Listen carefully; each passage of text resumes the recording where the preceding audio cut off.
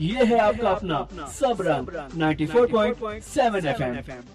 सब रंग रेडियो 94.7 अपने सारे लिसनर्स ਦਾ ਇੱਕ ਛੋਟੀ ਜਿਹੀ ਬ੍ਰੇਕ ਤੋਂ ਬਾਅਦ ਫਿਰ ਤੋਂ ਸਵਾਗਤ ਕਰਦੇ ਹਾਂ ਤੁਹਾਨੂੰ ਸਪੈਸ਼ਲ ਪ੍ਰੋਗਰਾਮ 'ਚ ਜਿਹਦੇ 'ਚ ਸਾਡੇ ਨਾਲ ਅੱਜ ਲਾਈਨ ਤੇ ਜੁੜੇ ਨੇ ਡਾਕਟਰ ਮਨੀਸ਼ ਰਾਏਜਾਦਾ ਆਮ ਆਦਮੀ ਪਾਰਟੀ ਦੇ ਕਨਵੀਨਰ ਨੇ ਵਲੰਟੀਅਰਸ ਦੇ ਸੋ ਉਹਨਾਂ ਦੇ ਨਾਲ ਗੱਲਬਾਤ ਜਾਰੀ ਚੱਲ ਰਹੀ ਹੈ ਤੇ ਇੱਕ ਮੈਸੇਜ ਸਾਡੇ ਸੁਰਿੰਦਰ ਬਾਂਸਲ ਜੀ ਦਾ ਉਹਨਾਂ ਦਾ ਅੱਜ ਬਰਥਡੇ ਵੀ ਹੈ ਤੇ ਲੋਹੜੀ ਦੀ ਵਧਾਈ ਵੀ ਉਹਨੇ ਦਿੱਤੀ ਹੈ। ਸੁਰਿੰਦਰ ਜੀ ਬਹੁਤ ਬਹੁਤ ਤੁਹਾਨੂੰ ਵਧਾਈਆਂ ਤੁਹਾਡੇ ਜਨਮ ਦਿਨ ਤੇ विश्वकर्मा मोटर्स ताड़ी जड़ी इस तरीके ना चढ़दी कला च रहे जी। टवाना साहब वापस आ गए जी। जी इकराल साहब रायजादा जी मेरा क्वेश्चन है जो ये है कि आम आदमी की पार्टी किसी पॉलिटिकल पार्टी से खास करके पंजाब में जैसे पीपल्स पार्टी है, मनप्रीत बादल साहब का फाइनेंस मिनिस्टर है, उन लोगों की जो पीपल्स पार्टी है उनके साथ आम आदमी की पार्टी का कोई अलायंस हो रहा है जहाँ और पॉलिटिकल पार्टियों के आपके साथ अलायंस हो रहे हैं, इसके बारे में क्या नीति है आपकी? जी ये बड़ा स्पष्ट कर दिया गया था शुरू में ही आज से कुछ टाइम चुनावों के दिल्ली के चुनावों के रिजल्ट आने के बाद कि हम किसी से अलायंस नहीं करेंगे किसी पॉलिटिकल पार्टी से। अगर उनको मर्ज होना है आम आदमी पार्टी में तो उस पर विचार किया जा सकता है। ओके यानी अगर पॉलिटिकल पीपल्स पार्टी वाले अपनी पार्टी को खत्म करके आपके साथ मर्ज होते हैं तो उनका स्वागत है, अदरवाइज उनके साथ कोई अलायंस आपका नहीं रहेगा। जी अकराल साहब ਤੁਹਾਡੇ ਜ਼ਿਹਨ 'ਚ ਕੋਈ ਕੁਐਸਚਨ ਹੋਵੇ ਤੁਸੀਂ ਰਾਇਜਾਦਾ ਸਾਹਿਬ ਦੇ ਨਾਲ ਸਾਂਝ ਪਾ ਸਕਦੇ ਹੋ।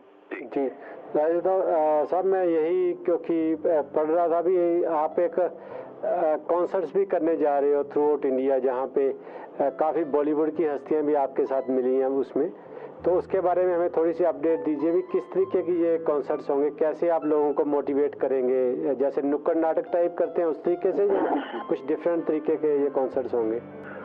जी जैसा आपने दिल्ली में देखा ही होगा कि जो पॉलिटिकल कैंपेनिंग या इलेक्शन कैंपेनिंग के जो मेथड से वो आम आदमी पार्टी ने बड़े ऑर्थोडॉक्स या पुराने ढंग से कैंपेनिंग के तरीके अपनाए थे, जैसे कि डोर टू डोर कैंपेनिंग, नुक्कड़ सभाएं, छोटी छोटी मीटिंग्स, लोगों से पर्सनल लेवल पे या फेस टू फेस बातचीत करना छोटी छोटी मीटिंग्स में। और उसी प्रकार से हमने ऐसे कुछ बज़ क्रिएट करने की कोशिश की जिसमें कि म्यूजिक पार्टीज चलती थी, लोग खड़े हो जाते थे और म्यूजिक का सहारा लेते हुए कुछ बजाते हुए कुछ गाते हुए लोगों से बातचीत करते थे, मैसेज देते थे, नुक्कड़ नाटक होते थे।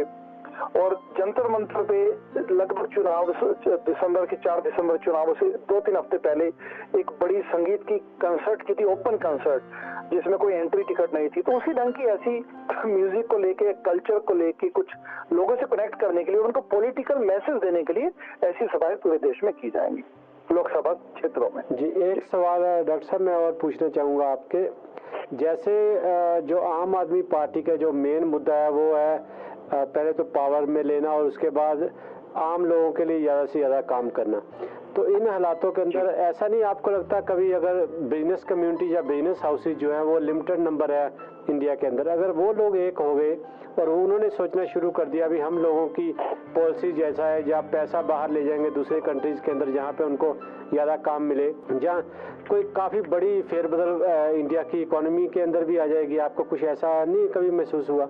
थोड़ा सा अपना प्रश्न एक बार थोड़ा स्पष्ट करेंगे? जी मेरा प्रश्न ये है कॉर्पोरेट सेक्टर, जी कॉर्पोरेट सेक्टर अगर जैसे हम आम आदमी की बात करते हैं जो जितनी भी कॉर्पोरेट्स के हाथ में अभी पूरी की पूरी जो इंडियन इकोनॉमी या इंडियन पॉलिटिक्स है वो कॉर्पोरेट्स के हाथों में ही खेलती है, तो जैसे हम आम आदमी पार्टी के लोग जो है वो इसके ऊपर पूरी तरह से काबिज हो जाएंगे, आम आदमी की बात करनी शुरू करेंगे तो डेफिनेटली कॉर्पोरेट सेक्टर तो पीछे होता जाएगा, तो उनको भी रिवोल्ट करना पड़ेगा, हो सकता है वो अपना पैसा यहाँ से निकाल ले या इंडस्ट्री जो दूसरे कंट्रीज में मूव करे। सपोज इंडिया के अंदर अगर आम आदमी पार्टी की सरकार मैं समझ नहीं, आपका बड़ा अच्छा प्रश्न है और ये बड़ा वैलिड कंसर्न है क्योंकि अपन यूएसए और कनाडा में ये देखते हैं कि किस प्रकार से मार्केट ओरिएंटेड एटीट्यूड होता है गवर्नमेंट का या एडमिनिस्ट्रेशन का।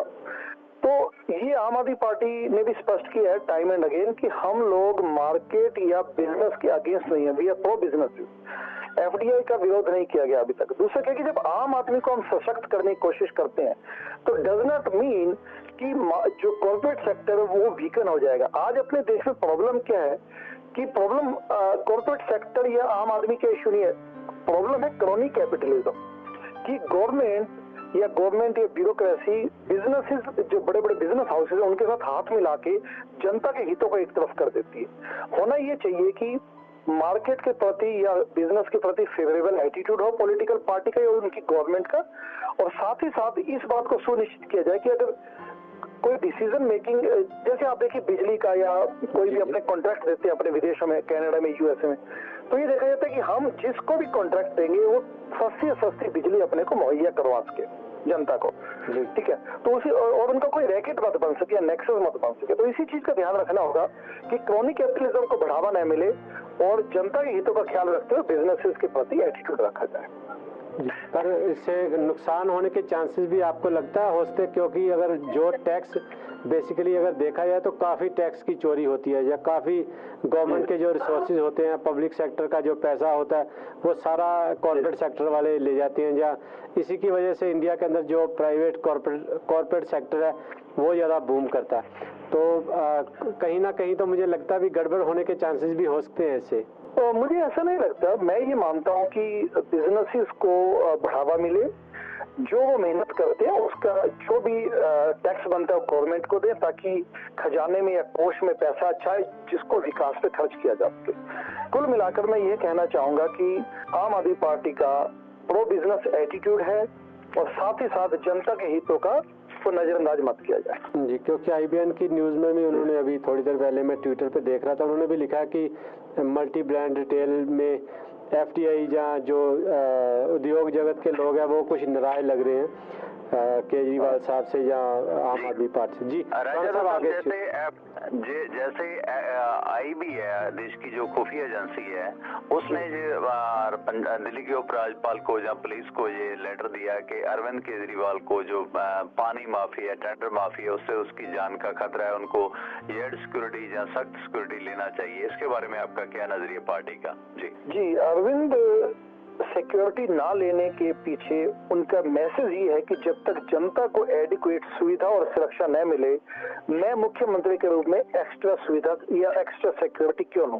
देखिए, उनकी इंटेंट बड़ी साफ है, वो चाहते हैं कि वो जनता का सेवक बने रहे। मैं पर्सनल तौर पे मैं भी मानता हूँ कि अरविंद जी को सिक्योरिटी लेनी चाहिए, उसको सिक्योरिटी मिलनी चाहिए, क्योंकि वो देश की एसेट है। ऐसे लोग देश के लिए धरोहर हैं और इनका नुकसान होने से अपने देश का नुकसान है। जी, क्योंकि कई बार होता है, जैसे प्रशांत भूषण जी की प्रेस कॉन्फ्रेंस में कल फिर किसी लोगों ने शोर शराबा किया, ऐसा अक्सर अमूमन चल रहा है। कुछ लोग जिनकी इजारेदारी थी, जिनका कब्जा था पानी माफिया जय माफिया को, वो कुछ भी कर सकते हैं।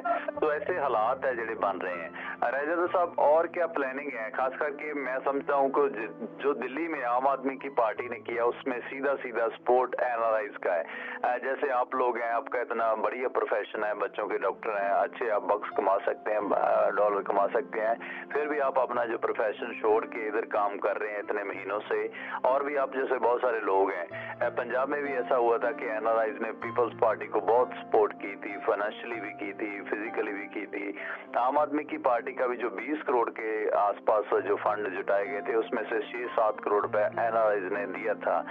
आपको क्या लगता है कि एनआरआईज को आम आदमी की पार्टी के साथ जोड़ने के लिए और क्या प्रोसेस चल रहे हैं? जी, 8 दिसंबर के नतीजों के बाद दिल्ली में वैसे भी ग्लोबल लेवल पे भी बड़ा इंथुजियाज्म है और एनआरआईज कम्युनिटी ने हमेशा पॉलिटिकल प्रोसेस में एक योगदान दिया है। जब 70s में इमरजेंसी लगी थी तब भी एनआरआईज कम्युनिटी का बड़ा रोल रहा कि अपने देश को फिर से ट्रैक पे लाने में पॉलिटिकल डेमोक्रेसी के एंगल से, और अभी भी बड़ा इंथुजियाज्म है यूएसए में, कनाडा में और बाकी देशों में। उनको डेफिनेटली जुड़ना चाहिए आम आदमी पार्टी से, या उनको सपोर्ट करना चाहिए एनआरआईज को, ताकि जो देश में क्लीन पॉलिटिक्स की एक मुहिम चली है, politics with accountability and transparency की, उसको बढ़ावा मिले। क्योंकि जब एक एनआरआई कुछ कहता है या बोलता है तो उसका इम्पैक्ट बड़ा वाइड स्प्रेड होता है। मैंने दिल्ली में खुद देखा पिछले 6 महीनों में जब हमने कैंपेनिंग की कि एनआरआईज के प्रति एक बड़े ओ एंड सम्मानजनक दृष्टि से उनको देखा जाता है, उनकी बात की एक रिस्पेक्टेबल वे में लिया जाता है। और एनआरआईज ने जो आके दिल्ली में कैंपेनिंग की तो उसके प्रति बड़ी श्रद्धा से उनको देखा जाता था। तो मैं ये कहना चाहूंगा कि एनआरआई से बड़ी अपेक्षा है अपने पॉलिटिकल प्रोसेस में कंट्रीब्यूट करने की, और उसको आगे बढ़ाया जाना चाहिए, ये मेरी आशा है। जी, जैसे आपने ऑनलाइन मेंबरशिप प्रोसेस शुरू किया है एनआरआईज के लिए, काफी ये इजी है। ऑनलाइन जहाँ टेलीफोन से या मिस कॉल से मेंबरशिप का जो प्रोसेस है, अभी क्या पोजीशन है आपकी पार्टी के मेंबरशिप कितने के हो गए अमूमन? जी मेरे पास इस वक्त नंबर तो अवेलेबल नहीं है, लेकिन लाखों की संख्या में लोगों ने ज्वाइन किया है 8 दिसंबर के बाद। और पहले 3 दिन में इनफैक्ट 8, 9, 10 दिसंबर को ही 1 लाख से ज्यादा ऑनलाइन फॉर्म सबमिट कर दिए जा चुके थे। तो आप समझ सकते हैं कि अब तक वो संख्या कहाँ पहुंच चुकी होगी।